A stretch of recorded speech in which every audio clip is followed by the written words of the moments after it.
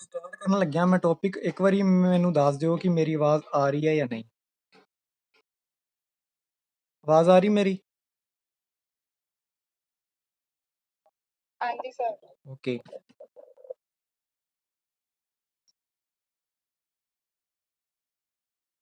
Basically ਤੁਹਾਨੂੰ topic show ਹੋ ਰਿਹਾ ਹੋਏਗਾ ਕਿ ਪ੍ਰਾਈਮ ਮਿਨਿਸਟਰ ਔਰ ਚੀਫ ਮਿਨਿਸਟਰ ਬਾਰੇ। ਲੇਕਿਨ ਟੌਪਿਕ ਸਟਾਰਟ ਕਰਨ ਤੋਂ ਪਹਿਲਾਂ ਹੀ ਮੈਂ ਦੱਸਦਾ, ਇੱਕ ਚੀਜ਼ ਕਲੀਅਰ ਕਰ ਦਿੰਦਾ ਕਿ ਬੇਸ਼ੱਕ ਟੌਪਿਕ ਪੀਐਮ ਔਰ ਸੀਐਮ ਤੇ ਹੀ ਹੈ, ਲੇਕਿਨ ਆਪਾਂ ਜੋ ਇਹਦੇ ਵਿੱਚ ਮੇਨ ਕੀਵਰਡ ਆਣਗੇ ਜਿਵੇਂ ਪਾਰਲੀਮੈਂਟ, ਪ੍ਰੈਜ਼ੀਡੈਂਟ, ਗਵਰਨਰ ਔਰ ਜੋ ਵੀ ਹੋਰ ਕੋਈ ਕੀਵਰਡ ਆਏਗਾ ਤਾਂ ਆਪਾਂ ਉਹਨਾਂ ਨੂੰ ਵੀ ਲੈ ਕੇ ਚੱਲਾਂਗੇ, ਕਿਉਂਕਿ ਬੇਸਿਕਲੀ ਇੰਨਾ ਹੀ 5-6 ਜੋ ਕੀਵਰਡ ਆ ਉਹਨਾਂ ਦੇ ਉੱਪਰ ਹੀ ਪੋਲਿਟੀ ਜੋ ਹੈ ਆਪਣੀ ਘੁੰਮਦੀ ਹੈ। ਅੱਜ ਦੇ ਟੌਪਿਕ ਦੇ ਵਿੱਚ ਹੀ ਆਪਣੀ ਅੱਧੀ ਪੋਲਿਟੀ ਜੋ ਹੈ ਕੰਪਲੀਟ ਹੋ ਜਾਏਗੀ। ਤੁਹਾਡੇ ਮੇਨ ਜੋ ਹੈ ਟੌਪਿਕ ਉਹ ਕਲੀਅਰ ਹੋ ਜਾਣਗੇ। ਠੀਕ ਹੈ, ਕੋਸ਼ਿਸ਼ ਕਰਾਂਗੇ ਕਿ ਪੀਐਮ, ਸੀਐਮ ਔਰ ਪਾਰਲੀਮੈਂਟ, ਗਵਰਨਰ ਔਰ ਨਾਲ ਹੀ ਆਪਾਂ ਪ੍ਰੈਜ਼ੀਡੈਂਟ, ਇਹਨਾਂ ਸਾਰੇ ਟੌਪਿਕਾਂ ਨੂੰ ਟੱਚ ਕਰੀਏ। ਠੀਕ ਹੈ,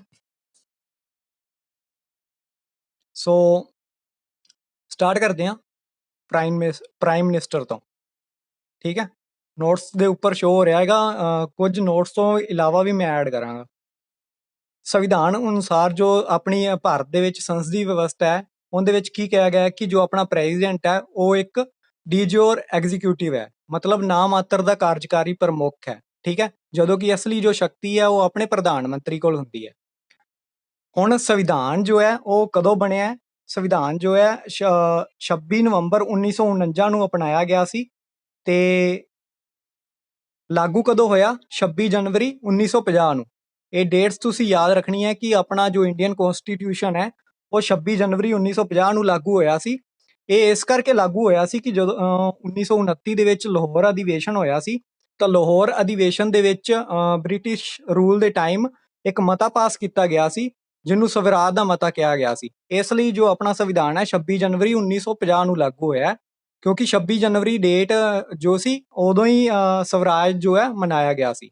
ਠੀਕ ਹੈ, ਨਾਲ ਹੀ ਇੱਕ ਕੀਵਰਡ ਆਇਆ ਸੰਸਦੀ ਵਿਵਸਥਾ। ਜੋ ਆਪਣੇ ਦੇਸ਼ ਦੇ ਵਿੱਚ ਪਾਰਲੀਮੈਂਟਰੀ ਵਿਵਸਥਾ ਹੈ ਉਹ ਕਿੱਥੋਂ ਅਪਣਾਈ ਗਈ ਹੈ? ਉਹ ਬ੍ਰਿਟਿਸ਼ ਤੋਂ ਅਪਣਾਈ ਗਈ ਹੈ। ਤੇ ਜੋ ਬ੍ਰਿਟਿਸ਼ ਦੀ ਸੰਸਦੀ ਵਿਵਸਥਾ ਹੈ ਉਸ ਨੂੰ ਕੀ ਕਿਹਾ ਜਾਂਦਾ ਹੁਣ? ਪ੍ਰਧਾਨ ਮੰਤਰੀ ਸਰਕਾਰ, ਕਿਉਂਕਿ ਪ੍ਰਧਾਨ ਮੰਤਰੀ ਦੀ ਭੂਮਿਕਾ ਇੰਨੀ ਵੱਧ ਗਈ ਹੈ ਸੰਸਦੀ ਵਿਵਸਥਾ ਦੇ ਵਿੱਚ, ਇਸ ਲਈ ਬ੍ਰਿਟਿਸ਼ ਸੰਸਦੀ ਵਿਵਸਥਾ ਨੂੰ ਪ੍ਰਧਾਨ ਮੰਤਰੀ ਸਰਕਾਰ ਵੀ ਕਹਿ ਦਿੱਤਾ ਜਾਂਦਾ ਹੈ। ਨਾਲ ਹੀ ਇੱਕ ਗੱਲ ਹੈ ਕਿ ਰਾਸ਼ਟਰਪਤੀ ਜੋ ਹੈ ਰਾਜ ਦਾ ਪ੍ਰਮੁੱਖ ਹੁੰਦਾ ਹੈ, ਜਦੋਂ ਕਿ ਪੀਐਮ ਸਰਕਾਰ ਦਾ ਪ੍ਰਮੁੱਖ ਹੁੰਦਾ ਹੈ। ਇੱਥੇ ਦੋ ਵਰਡ ਆਏ ਆ, ਰਾਜ ਦਾ ਪ੍ਰਮੁੱਖ, ਇੱਕ ਸਰਕਾਰ ਦਾ ਪ੍ਰਮੁੱਖ। ਰਾਜ ਦਾ ਪ੍ਰਮੁੱਖ ਮਤਲਬ ਆਪਣੇ ਦੇਸ਼ ਦਾ ਪ੍ਰਮੁੱਖ ਹੈ, ਆਪਣੀ ਸੈਨਾ ਦਾ ਵੀ ਕਮਾਂਡਰ ਹੈ, ਕਮਾਂਡਰ ਇਨ ਚੀਫ ਹੈ। ਲੇਕਿਨ ਜੋ ਪੀਐਮ ਹੈ ਉਹ ਸਰਕਾਰ ਦਾ ਪ੍ਰਮੁੱਖ ਹੈ, ਸਰਕਾਰ ਦਾ ਚੀਫ ਹੈ। ਜੋ ਆਪਣੀ ਗਵਰਨਮੈਂਟ ਹੈ ਉਹਦਾ ਚੀਫ ਜੋ ਹੈ ਪੀਐਮ ਹੈ। ਠੀਕ ਹੈ, ਐਵੇਂ ਜੇਕਰ ਆਪਾਂ ਮੁੱਖ ਮੰਤਰੀ ਦੀ ਗੱਲ ਕਰੀਏ ਤਾਂ ਮੁੱਖ ਮੰਤਰੀ ਦੀ ਵੀ ਉਵੇਂ ਹੀ ਹੈ, ਜਿਵੇਂ ਸੈਂਟਰ ਦੇ ਵਿੱਚ ਪੀਐਮ ਹੈ ਉਵੇਂ ਹੀ ਸਟੇਟ ਦੇ ਵਿੱਚ ਸੀਐਮ ਦੀ ਵਿਵਸਥਾ ਵੀ ਉਵੇਂ ਹੈ। ਸਰਕਾਰ ਦੀ ਸੰਸਦੀ ਵਿਵਸਥਾ ਵਿੱਚ ਕੀ ਹੈ? ਰਾਜਪਾਲ ਜੋ ਹੈ ਸਟੇਟ ਦੇ ਵਿੱਚ ਜੋ ਹੈ ਰਾਜ ਦਾ ਪ੍ਰਮੁੱਖ ਹੁੰਦਾ ਹੈ ਸੰਵਿਧਾਨਕ ਰੂਪ ਵਿੱਚ, ਜਦੋਂ ਕਿ ਜੋ ਅਸਲੀ ਪਾਵਰ ਹੈ ਉਹ ਮੁੱਖ ਮੰਤਰੀ ਕੋਲ ਹੁੰਦੀ ਹੈ। ਮੁੱਖ ਮੰਤਰੀ ਮਤਲਬ ਚੀਫ ਮਿਨਿਸਟਰ ਕੋਲ। ਨਾਲ ਹੀ ਰਾਜਪਾਲ ਜੋ ਹੈ ਰਾਜ ਦਾ ਮੁਖੀ ਹੈ ਤੇ ਮੁੱਖ ਮੰਤਰੀ ਸਰਕਾਰ ਦਾ ਮੁਖੀ ਹੈ। ਜਿਵੇਂ ਆਪਾਂ ਦੇਖਿਆ ਕਿ ਪੀਐਮ ਜੋ ਹੈ ਸੈਂਟਰ ਦੇ ਵਿੱਚ ਸਰਕਾਰ ਦਾ ਮੁਖੀ ਹੈ ਔਰ ਸਟੇਟ ਦੇ ਵਿੱਚ ਮੁੱਖ ਮੰਤਰੀ ਜੋ ਹੈ ਸਰਕਾਰ ਦਾ ਮੁਖੀ ਹੈ। ਰਾਜ ਦੇ ਵਿੱਚ ਕੀ ਹੈ? ਮੁੱਖ ਮੰਤਰੀ ਦੀ ਸਥਿਤੀ ਉਵੇਂ ਹੀ ਹੈ ਜਿਵੇਂ ਸੈਂਟਰ ਦੇ ਵਿੱਚ ਪੀਐਮ ਦੀ ਹੈ। ਮਤਲਬ ਪੀਐਮ ਕੋਲ ਜਿੰਨੀਆਂ ਪਾਵਰ ਨੇ ਸੈਂਟਰ ਦੇ ਵਿੱਚ, ਠੀਕ ਉਸੇ ਤਰ੍ਹਾਂ ਦੀਆਂ ਕੁਝ ਪਾਵਰ ਜੋ ਹੈ ਸਟੇਟ ਦੇ ਵਿੱਚ ਸੀਐਮ ਦੇ ਕੋਲ ਨੇ। ਲੇਕਿਨ ਕੁਝ ਪਾਵਰ ਇਹੋ ਜਿਹੀਆਂ ਹੈ ਜੋ ਸੀਐਮ ਦੇ ਕੋਲ ਨਹੀਂ ਗਈਆਂ, ਸਿਰਫ ਪੀਐਮ ਦੇ ਕੋਲ ਹੀ ਨੇ। ਠੀਕ ਹੈ, ਹੁਣ ਕੁਝ ਆਪਾਂ ਡੈਫੀਨੇਸ਼ਨ ਦੇਖਦੇ ਹਾਂ, ਨਾਲ ਕੁਝ ਕੁਐਸਚਨ ਵੀ ਲਾਂਗੇ। ਡੈਫੀਨੇਸ਼ਨ ਹੈ, ਪ੍ਰਧਾਨ ਮੰਤਰੀ ਜੋ ਹੈ ਤਾਰਿਆਂ ਦੇ ਵਿੱਚ ਚੰਦਰਮਾ ਹੈ। ਹੁਣ ਤਾਰਿਆਂ ਦੇ ਵਿੱਚ ਚੰਦਰਮਾ ਕਿਉਂ ਕਿਹਾ ਗਿਆ ਪ੍ਰਧਾਨ ਮੰਤਰੀ? ਤੁਸੀਂ ਦੇਖਦੇ ਹੋ ਕਿ ਤਾਰੇ ਜੋ ਆ ਛੋਟੇ ਛੋਟੇ ਹੁੰਦੇ ਆ, ਲੇਕਿਨ ਚੰਦਰਮਾ ਜੋ ਹੈ ਇੱਕ ਵੱਡੀ ਸ਼ੇਪ ਵਿੱਚ ਹੁੰਦਾ ਹੈ। ਤੇ ਤਾਰੇ ਜੋ ਆ ਟਿਮਟਮਾਉਂਦੇ ਵੀ ਨਜ਼ਰ ਆਉਂਦੇ ਆ, ਤੇ ਚੰਦਰਮਾ ਜੋ ਹੈ ਇੱਕ ਸਥਿਰ ਪ੍ਰਕਾਸ਼ ਜੋ ਹੈ ਦਿੰਦਾ, ਆਪਾਂ ਨੂੰ ਦਿਖਾਈ ਦਿੰਦਾ ਹੈ, ਲੇਕਿਨ ਉਹ ਪ੍ਰਕਾਸ਼ ਆਉਂਦਾ ਨਹੀਂ ਹੁੰਦਾ। ਉਵੇਂ ਹੀ ਆਪਾਂ ਇਹਦੇ ਵਿੱਚ ਵੀ ਮੰਨ ਕੇ ਚੱਲ ਸਕਦੇ ਹਾਂ ਕਿ ਜੋ ਤਾਰੇ ਆ ਉਹ ਮੰਤਰੀ ਪਰਿਸ਼ਦ ਹੈ ਔਰ ਜੋ ਚੰਦਰਮਾ ਹੈ ਉਹ ਪ੍ਰਧਾਨ ਮੰਤਰੀ ਹੈ। ਜਾਂ ਆਪਾਂ ਕਹਿ ਲੈਂਦੇ ਹਾਂ ਕਿ ਤਾਰੇ ਜੋ ਆ ਉਹ ਸੰਸਦ ਦੇ ਮੈਂਬਰ ਆ ਔਰ ਚੰਦਰਮਾ ਪ੍ਰਧਾਨ ਮੰਤਰੀ ਹੈ। ਠੀਕ ਹੈ, ਹਾਲਾਂਕਿ ਚੰਦਰਮਾ ਦੇ ਕੋਲ ਆਪਣੀ ਰੋਸ਼ਨੀ ਨਹੀਂ ਹੁੰਦੀ, ਉਹ ਆਪਣੀ ਰੋਸ਼ਨੀ ਸੂਰਜ ਤੋਂ ਗ੍ਰਹਿਣ ਕਰਦਾ ਹੈ, ਠੀਕ ਉਸੇ ਤਰ੍ਹਾਂ ਹੀ ਪ੍ਰਧਾਨ ਮੰਤਰੀ ਦੇ ਕੋਲ ਵੀ ਆਪਣੀ ਕੋਈ ਪਾਵਰ ਨਹੀਂ ਹੁੰਦੀ ਹੈ ਕਿ ਕੋਈ ਵੀ ਪ੍ਰਧਾਨ ਮੰਤਰੀ ਬਣਿਆ ਤਾਂ ਉਹਦੇ ਕੋਲ ਆਪਣੀ ਪਾਵਰ ਹੈ, ਉਹ ਹਮੇਸ਼ਾ ਲਈ ਰਹੇਗੀ। ਉਹਨੂੰ ਜੋ ਵੀ ਪਾਵਰ ਮਿਲਦੀ ਹੈ ਉਹ ਸੰਵਿਧਾਨ ਦੇ ਵਿੱਚੋਂ ਮਿਲਦੀ ਹੈ। ਠੀਕ ਹੀ ਉਵੇਂ ਹੀ ਊਰਜਾ ਦਾ ਸਰੋਤ ਜੋ ਹੈ ਸੂਰਜ ਹੈ ਚੰਦਰਮਾ ਦਾ, ਉਵੇਂ ਹੀ ਪ੍ਰਧਾਨ ਮੰਤਰੀ ਦੀ ਪਾਵਰ ਦਾ ਸਰੋਤ ਕੀ ਹੈ? ਆਪਣਾ ਸੰਵਿਧਾਨ। ਸੰਵਿਧਾਨ ਜੋ ਹੈ ਬਣਿਆ ਕਿੰਨੇ ਟਾਈਮ ਦੇ ਵਿੱਚ? 2 ਸਾਲ 11 ਮਹੀਨੇ 18 ਦਿਨ ਲੱਗੇ ਸੰਵਿਧਾਨ ਬਣਨ ਦੇ ਵਿੱਚ, ਆਪਣੇ ਭਾਰਤੀ ਸੰਵਿਧਾਨ ਨੂੰ। ਠੀਕ ਹੈ, ਜਦੋਂ ਕਿ ਅਮਰੀਕਾ ਦਾ ਸੰਵਿਧਾਨ ਸਿਰਫ 4 ਮਹੀਨੇ ਦੇ ਵਿੱਚ ਤਿਆਰ ਹੋ ਗਿਆ। ਸਭ ਤੋਂ ਵੱਧ ਲੰਬਾ ਤੇ ਵਿਸਤ੍ਰਿਤ ਸੰਵਿਧਾਨ ਵੀ ਭਾਰਤ ਦਾ ਹੀ ਹੈ। ਠੀਕ ਹੈ, ਸੰਵਿਧਾਨ ਦੇ ਵਿੱਚ ਸੰਸਦੀ ਵਿਵਸਥਾ ਦੀ ਗੱਲ ਕੀਤੀ ਗਈ ਹੈ। ਸੰਸਦ ਦੇ 3 ਅੰਗ ਹੁੰਦੇ ਆ, ਇੱਕ ਲੋਕ ਸਭਾ ਹੁੰਦਾ, ਇੱਕ ਰਾਜ ਸਭਾ ਹੁੰਦਾ ਔਰ ਇੱਕ ਪ੍ਰੈਜ਼ੀਡੈਂਟ ਹੁੰਦਾ। ਲੋਕ ਸਭਾ ਤੇ ਰਾਜ ਸਭਾ ਦੇ ਵਿੱਚ ਮੈਂਬਰ ਬੈਠਦੇ ਆ। ਲੋਕ ਸਭਾ ਦੇ ਵਿੱਚ ਜਿਹੜੇ ਮੈਂਬਰ ਆਪਾਂ ਚੁਣਦੇ ਆ ਉਹ ਜਾਂਦੇ ਆ। ਰਾਜ ਸਭਾ ਦੇ ਵਿੱਚ ਜਿਹੜੇ ਮੈਂਬਰ ਜਾਂਦੇ ਆ ਉਹ ਰਾਜ ਵਿਧਾਨ ਸਭਾਵਾਂ ਦੇ ਦੁਆਰਾ ਚੁਣ ਕੇ ਜਾਂਦੇ ਆ। ਔਰ ਜੋ ਪ੍ਰੈਜ਼ੀਡੈਂਟ ਹੁੰਦਾ ਉਹ ਸੰਸਦ ਦੇ ਕਿਸੇ ਵੀ ਸਦਨ ਦਾ ਮੈਂਬਰ ਨਹੀਂ ਹੁੰਦਾ। ਇਹ ਯਾਦ ਰੱਖਿਓ, ਇਹਦੇ ਉੱਪਰ ਕੁਐਸਚਨ ਆਏਗਾ ਕਿ ਪ੍ਰੈਜ਼ੀਡੈਂਟ ਸੰਸਦ ਦੇ ਕਿਸੇ ਵੀ ਸਦਨ ਦਾ ਮੈਂਬਰ ਹੁੰਦਾ, ਮਤਲਬ ਲੋਕ ਸਭਾ ਜਾਂ ਰਾਜ ਸਭਾ ਦਾ ਮੈਂਬਰ ਹੁੰਦਾ ਹੈ ਜਾਂ ਨਹੀਂ। ਪ੍ਰੈਜ਼ੀਡੈਂਟ ਸੰਸਦ ਦੇ ਕਿਸੇ ਵੀ ਮੈਂਬਰ ਦਾ ਸਦਨ ਦਾ ਮੈਂਬਰ ਨਹੀਂ ਹੁੰਦਾ। ਠੀਕ ਹੈ, ਇਹ ਯਾਦ ਰੱਖਿਓ। ਦੂਸਰੀ ਡੈਫੀਨੇਸ਼ਨ ਹੈ, ਸਰਕਾਰ ਦੇਸ਼ ਦੀ ਪ੍ਰਮੁੱਖ ਹੈ ਤੇ ਪ੍ਰਧਾਨ ਮੰਤਰੀ ਸਰਕਾਰ ਦਾ ਪ੍ਰਮੁੱਖ ਹੈ। ਠੀਕ ਹੈ, ਮਤਲਬ ਕਿ ਜੋ ਦੇਸ਼ ਚੱਲ ਰਿਹਾ ਉਹਨੂੰ ਸਰਕਾਰ ਚਲਾ ਰਹੀ ਹੈ। ਆਪਾਂ ਇਹ ਕਹਿੰਦੇ ਆ ਕਿ ਜੋ ਦੇਸ਼ ਚਲਾ ਰਹੀ ਹੈ ਮੋਦੀ ਗਵਰਨਮੈਂਟ ਚਲਾ ਰਹੀ ਹੈ, ਮਤਲਬ ਜੋ ਸਰਕਾਰ ਹੈ ਉਹ ਦੇਸ਼ ਦੀ ਪ੍ਰਮੁੱਖ ਹੋ ਗਈ। ਠੀਕ ਹੈ, ਉਵੇਂ ਹੀ ਜੋ ਸਰਕਾਰ ਦਾ ਪ੍ਰਮੁੱਖ ਹੈ ਉਹ ਪ੍ਰਧਾਨ ਮੰਤਰੀ ਹੈ। ਹੁਣ ਉਹ ਮੋਦੀ ਸਰਕਾਰ ਦਾ ਪ੍ਰਮੁੱਖ ਕੌਣ ਹੈ? ਮੋਦੀ ਹੈ। ਠੀਕ ਉਵੇਂ ਹੀ ਸਟੇਟ ਦੇ ਵਿੱਚ ਵੇਖੀਏ ਤਾਂ ਕਾਂਗਰਸ ਦੀ ਸਰਕਾਰ ਹੈ, ਕੈਪਟਨ ਅਮਰਿੰਦਰ ਸਿੰਘ ਦੀ ਸਰਕਾਰ ਹੈ। ਸੋ ਆਪਾਂ ਕਹਿੰਦੇ ਆ ਕਿ ਕੈਪਟਨ ਦੀ ਸਰਕਾਰ ਹੈ ਸਟੇਟ ਦੇ ਵਿੱਚ, ਲੇਕਿਨ ਉਸ ਕੈਪਟਨ ਦੀ ਸਰਕਾਰ ਦਾ ਮੁਖੀਆ ਕੌਣ ਹੈ? ਕੈਪਟਨ ਹੈ। ਠੀਕ ਹੈ, ਉਵੇਂ ਹੀ ਦਿੱਲੀ ਦੇ ਵਿੱਚ ਆਮ ਆਦਮੀ ਪਾਰਟੀ ਦੀ ਸਰਕਾਰ ਹੈ। ਆਮ ਆਦਮੀ ਪਾਰਟੀ ਦਾ ਮੁਖੀਆ ਕੌਣ ਹੈ? ਕੇਜਰੀਵਾਲ, ਉਹੀ ਸਰਕਾਰ ਦਾ ਪ੍ਰਮੁੱਖ ਹੈ। ਠੀਕ ਹੈ, ਪ੍ਰਧਾਨ ਮੰਤਰੀ ਰਾਜ ਦੀ ਕਸ਼ਤੀ ਦਾ ਕਪਤਾਨ ਹੁੰਦਾ ਹੈ। ਕਸ਼ਤੀ ਮਤਲਬ ਜਿਵੇਂ ਸਮੁੰਦਰੀ ਜਹਾਜ਼ ਹੈ, ਉਸ ਦਾ ਕਪਤਾਨ ਹੈ, ਉਸ ਨੂੰ ਗਾਈਡ ਕਰ ਰਿਹਾ ਪੂਰੀ ਨੂੰ ਵੀ ਤੁਸੀਂ ਇੱਧਰ ਨੂੰ ਜਾਣਾ ਹੈ ਜਾਂ ਇੱਧਰ ਨੂੰ ਜਾਣਾ ਹੈ। ਸਭ ਤੋਂ ਮੋਸਟ ਇੰਪੋਰਟੈਂਟ ਡੈਫੀਨੇਸ਼ਨ ਜੋ ਹੈ ਉਹ ਇਹ ਹੈ, ਡਾਕਟਰ BR ਅੰਬੇਡਕਰ ਨੇ ਦਿੱਤੀ ਹੈ ਕਿ ਭਾਰਤੀ ਸੰਵਿਧਾਨ ਵਿੱਚ ਅਗਰ ਕਿਸੇ ਵੀ ਪ੍ਰਮੁੱਖ ਦੀ ਤੁਲਨਾ ਅਮਰੀਕੀ ਰਾਸ਼ਟਰਪਤੀ ਨਾਲ ਕੀਤੀ ਜਾ ਸਕਦੀ ਹੈ ਤਾਂ ਭਾਰਤ ਦਾ ਪ੍ਰੈਜ਼ੀਡੈਂਟ ਨਹੀਂ, ਭਾਰਤ ਦਾ ਪ੍ਰਧਾਨ ਮੰਤਰੀ ਹੈ। ਠੀਕ ਹੈ, ਹੁਣ ਦੇਖਦੇ ਹਾਂ ਕਿ ਅਮਰੀਕੀ ਰਾਸ਼ਟਰਪਤੀ ਹੈ ਉਹ ਭਾਰਤੀ ਰਾਸ਼ਟਰਪਤੀ ਦੇ ਬਰਾਬਰ ਕਿਉਂ ਨਹੀਂ ਹੈ। ਉਹ ਇਸ ਲਈ ਹੈ ਕਿਉਂਕਿ ਅਮਰੀਕਾ ਦੇ ਵਿੱਚ ਰਾਸ਼ਟਰਪਤੀ ਨੂੰ ਲੋਕਾਂ ਦੁਆਰਾ ਚੁਣਿਆ ਜਾਂਦਾ ਹੈ, ਲੇਕਿਨ ਭਾਰਤ ਦੇ ਵਿੱਚ ਦੇਖਿਆ ਜਾਵੇ ਤਾਂ ਭਾਰਤ ਦੇ ਵਿੱਚ ਰਾਸ਼ਟਰਪਤੀ ਲੋਕਾਂ ਦੇ ਦੁਆਰਾ ਚੁਣਿਆ ਨਹੀਂ ਜਾਂਦਾ। ਉਹਨੂੰ ਅਪਰਤੱਖ ਤੌਰ ਤੇ ਲੋਕ ਸਭਾ ਰਾਜ ਸਭਾ ਦੇ ਨਿਰਵਾਚਿਤ ਮੈਂਬਰ ਚੁਣਦੇ ਆ, ਨਾ ਕਿ ਨਾਮਿਤ ਮੈਂਬਰ। ਠੀਕ ਹੈ, ਨਾਲ ਹੀ ਦੇਸ਼ ਦੀਆਂ ਜਿੰਨੀਆਂ ਵੀ ਵਿਧਾਨ ਮੰਡਲ ਹੈਗੀਆਂ, ਵਿਧਾਨ ਸਭਾਵਾਂ ਹੈਗੀਆਂ, ਉਹਨਾਂ ਦੇ ਮੈਂਬਰ ਜੋ ਲੋਕਾਂ ਦੁਆਰਾ ਚੁਣੇ ਜਾਂਦੇ ਆ ਉਹ ਵੀ ਰਾਸ਼ਟਰਪਤੀ ਦੇ ਚੁਣਾਵ ਵਿੱਚ ਹਿੱਸਾ ਲੈਂਦੇ ਆ। ਠੀਕ ਹੈ, ਮਤਲਬ ਨਾਲ ਹੀ ਮੈਂ ਪ੍ਰੈਜ਼ੀਡੈਂਟ ਨਾਲ ਹੀ ਪ੍ਰਧਾਨ ਮੰਤਰੀ ਨਾਲ ਹੀ ਮੁੱਖ ਮੰਤਰੀ ਔਰ ਨਾਲ ਹੀ ਗਵਰਨਰ ਨੂੰ ਲੈ ਕੇ ਚੱਲ ਰਿਹਾ ਤਾਂ ਕਿ ਸਾਰੇ ਟੌਪਿਕ ਨੂੰ ਕੋਰਿਲੇਟ ਕੀਤਾ ਜਾ ਸਕੇ। ਅਗਰ ਤੁਸੀਂ ਕਿਸੇ ਟੌਪਿਕ ਨੂੰ ਕੋਰਿਲੇਟ ਨਹੀਂ ਕਰੋਗੇ, ਵੱਡੇ ਐਗਜ਼ਾਮ ਦੀ ਤਿਆਰੀ ਕਰ ਰਹੇ ਹੋ ਤਾਂ ਤੁਹਾਨੂੰ ਟੌਪਿਕ ਸਮਝ ਨਹੀਂ ਆਏਗਾ। ਠੀਕ ਹੈ, ਹੁਣ ਗੱਲ ਕਰਦੇ ਹਾਂ ਕਿ ਕੋਈ ਵੀ ਵਿਅਕਤੀ ਬਿਨਾਂ ਚੁਣਾਵ ਲੜੇ ਪ੍ਰਧਾਨ ਮੰਤਰੀ ਬਣ ਸਕਦਾ ਹੈ। ਤੁਸੀਂ ਆਪਣਾ ਆਨਸਰ ਚੈਟ ਬਾਕਸ ਦੇ ਵਿੱਚ ਹਾਂ ਯੈਸ ਔਰ ਨੋ ਦੇ ਕੇ ਕਰ ਸਕਦੇ ਹੋ। ਕਿ ਮੈਂ ਕੁਐਸਚਨ ਰਿਪੀਟ ਕਰ ਰਿਹਾ ਕਿ ਕੋਈ ਵੀ ਵਿਅਕਤੀ ਬਿਨਾਂ ਚੁਣਾਵ ਲੜੇ PM ਬਣ ਸਕਦਾ ਹੈ?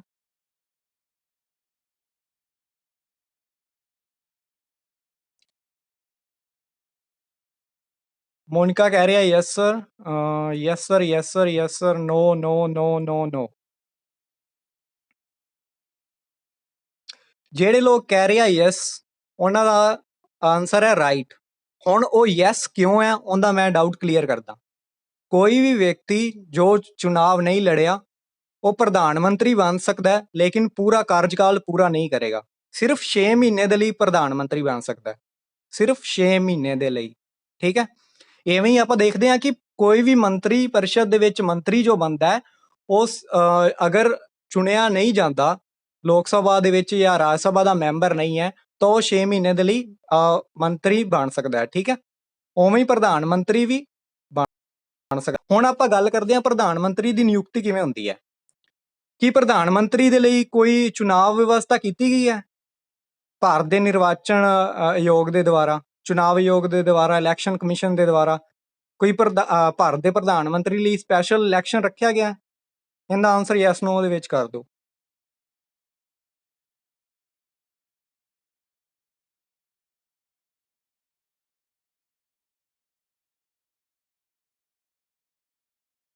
ਮਨਜਿੰਦਰ ਕਹਿ ਰਿਹਾ ਨੋ, ਏਕਮਦੀਪ ਕਹਿ ਰਿਹਾ ਯੈਸ ਯੈਸ। ਦੇਖੋ, ਭਾਰਤ ਦੇ ਜੋ ਪ੍ਰਧਾਨ ਮੰਤਰੀ ਬਣਦੇ ਆ ਉਹਨਾਂ ਲਈ ਕੋਈ ਸਪੈਸ਼ਲ ਇਲੈਕਸ਼ਨ ਨਹੀਂ ਰੱਖਿਆ ਜਾਂਦਾ। ਉਹ ਉਹੀ ਪਾਰਟੀ ਦੇ ਵਿੱਚੋਂ ਚੁਣਿਆ ਜਾਂਦਾ ਹੈ ਜਿਸ ਨੂੰ ਬਹੁਮਤ ਮਿਲਦਾ ਹੈ, ਉਹੀ ਪਾਰਟੀ ਦਾ ਇੱਕ ਮੈਂਬਰ ਹੁੰਦਾ ਹੈ। ਕੋਈ ਸਪੈਸ਼ਲ ਪ੍ਰਧਾਨ ਮੰਤਰੀ ਦੇ ਲਈ ਚੁਣਾਵ ਵਿਵਸਥਾ ਨਹੀਂ ਕੀਤੀ ਗਈ ਹੈ। ਜਿਵੇਂ ਤੁਸੀਂ ਦੇਖ ਸਕਦੇ ਹੋ, ਸੰਵਿਧਾਨ ਦੇ ਵਿੱਚ ਜੋ ਪੀਐਮ ਦੀ ਚੋਣ ਅਤੇ ਨਿਯੁਕਤੀ ਕੀਤੀ ਜਾਂਦੀ ਹੈ ਉਸ ਲਈ ਕੋਈ ਵਿਸ਼ੇਸ਼ ਵਿਵਸਥਾ ਨਹੀਂ ਹੈ। ਠੀਕ ਹੈ, ਠੀਕ ਉਸੇ ਤਰ੍ਹਾਂ ਹੀ ਸੀਐਮ ਦੀ ਚੋਣ ਲਈ ਵੀ ਸੰਵਿਧਾਨ ਦੇ ਵਿੱਚ ਨਹੀਂ ਕਿਹਾ ਗਿਆ ਕਿ ਸੀਐਮ ਨੂੰ ਐਵੇਂ ਚੁਣਿਆ ਜਾਵੇ। ਠੀਕ ਹੈ, ਸਿਰਫ ਆਰਟੀਕਲ 75 ਦੇ ਵਿੱਚ ਇਹ ਕਿਹਾ ਗਿਆ ਹੈ ਕਿ ਰਾਸ਼ਟਰਪਤੀ ਜੋ ਹੈ ਉਹ ਪੀਐਮ ਦੀ ਨਿਯੁਕਤੀ ਕਰੇਗਾ। ਠੀਕ ਹੈ, ਹੁਣ ਉਹ ਕਿੰਦੀ ਨਿਯੁਕਤੀ ਕਰਦਾ ਉਸ ਬਾਰੇ ਆਪਾਂ ਅੱਗੇ ਡਿਟੇਲ ਵਿੱਚ ਵੇਖਾਂਗੇ। ਠੀਕ ਉਵੇਂ ਹੀ ਆਰਟੀਕਲ 164 ਦੇ ਵਿੱਚ ਕਿਹਾ ਗਿਆ ਹੈ ਕਿ ਰਾਜਪਾਲ ਮੁੱਖ ਮੰਤਰੀ ਦੀ ਨਿਯੁਕਤੀ ਕਰੇਗਾ। ਠੀਕ ਹੈ, ਸਰਕਾਰ ਦੀ ਸੰਸਦੀ ਵਿਵਸਥਾ ਦੇ ਅਨੁਸਾਰ ਰਾਸ਼ਟਰਪਤੀ ਕੀ ਕਰਦਾ ਹੈ ਕਿ ਲੋਕ ਸਭਾ ਦੇ ਵਿੱਚ ਜਿਹਨੂੰ ਬਹੁਮਤ ਮਿਲਦਾ ਹੈ, ਜਿਹੜੇ ਦਲ ਨੂੰ ਬਹੁਮਤ ਮਿਲਦਾ ਹੈ, ਸਿਰਫ ਉਹੀ ਪਾਰਟੀ ਦਾ ਕੋਈ ਮੈਂਬਰ ਜੋ ਹੈ ਪ੍ਰਧਾਨ ਮੰਤਰੀ ਚੁਣਿਆ ਜਾਂਦਾ ਹੈ। ਰਾਸ਼ਟਰਪਤੀ ਦੇ ਕੋਲ ਇਹ ਹੱਕ ਨਹੀਂ ਹੁੰਦਾ, ਅਗਰ ਕਿਸੇ ਪਾਰਟੀ ਨੂੰ ਬਹੁਮਤ ਮਿਲਿਆ ਹੋਇਆ ਹੈ ਤਾਂ ਉਹ ਕੋਈ ਵੀ ਰਾਸ਼ਟਰਪਤੀ ਜੋ ਹੈ ਕਿਸੇ ਮੈਂਬਰ ਨੂੰ ਪ੍ਰਧਾਨ ਮੰਤਰੀ ਚੁਣ ਲਵੇ। ਰਾਸ਼ਟਰਪਤੀ ਕੋਲ ਇਹ ਹੱਕ ਉਦੋਂ ਹੀ ਮਿਲਦਾ ਹੈ ਜਦੋਂ ਕਿਸੇ ਪਾਰਟੀ ਨੂੰ ਪੂਰਨ ਬਹੁਮਤ ਜੋ ਹੈ ਨਹੀਂ ਮਿਲਿਆ ਹੁੰਦਾ। ਠੀਕ ਹੈ, ਫਿਰ ਕੀ ਵੇਖਦਾ ਹੈ ਰਾਸ਼ਟਰਪਤੀ ਕਿਸ ਗਠਬੰਧਨ ਨੂੰ ਜ਼ਿਆਦਾ ਬਹੁਮਤ ਮਿਲਿਆ, ਉਸ ਦੇ ਵਿੱਚੋਂ ਇੱਕ ਬੰਦਾ ਚੁਣਦਾ ਹੈ, ਉਸ ਨੂੰ ਕਹਿੰਦਾ ਹੈ ਕਿ ਤੂੰ ਪ੍ਰਧਾਨ ਮੰਤਰੀ ਬਣ।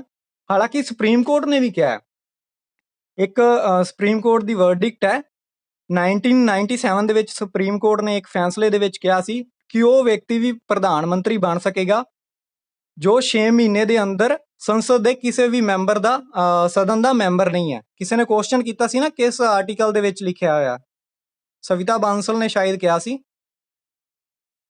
ਸਵਿਤਾ ਬਾਂਸਲ ਨੇ ਕਿਹਾ ਸੀ ਇਨ ਵਿਚ ਕੰਡੀਸ਼ਨ ਇਨ ਵਿਚ ਆਰਟੀਕਲ। ਸਵਿਤਾ ਬਾਂਸਲ ਇਹੀ ਤੁਹਾਡਾ ਆਨਸਰ ਹੈ ਕਿ 1997 ਦੇ ਵਿੱਚ ਸੁਪਰੀਮ ਕੋਰਟ ਨੇ ਇੱਕ ਫੈਸਲੇ ਦੇ ਵਿੱਚ ਕਿਹਾ ਸੀ ਕਿ ਉਹ ਵਿਅਕਤੀ ਵੀ ਪ੍ਰਧਾਨ ਮੰਤਰੀ ਬਣ ਸਕਦਾ ਹੈ ਜੋ 6 ਮਹੀਨੇ ਦੇ ਅੰਦਰ ਸੰਸਦ ਦੇ ਕਿਸੇ ਵੀ ਸਦਨ ਦਾ ਮੈਂਬਰ ਨਹੀਂ ਹੈ। ਠੀਕ ਹੈ, ਹੁਣ ਇੱਕ ਕੁਐਸਚਨ ਹੋਰ ਹੈ ਤੁਹਾਡੇ ਕੋਲ, ਜੇ ਕਿਸੇ ਪੀਐਮ ਦੀ ਉਹਨਾਂ ਦੇ ਕਾਰਜਕਾਲ ਦੇ ਵਿੱਚ ਮੌਤ ਹੋ ਜਾਂਦੀ ਹੈ ਤਾਂ ਕੀ ਮੰਤਰੀ ਪਰਿਸ਼ਦ ਕੰਮ ਕਰ ਸਕਦੀ ਹੈ ਆਪਣਾ ਬਾਕੀ ਦਾ? ਯੈਸ ਔਰ ਨੋ ਦੇ ਵਿੱਚ ਆਨਸਰ ਦਿਓ।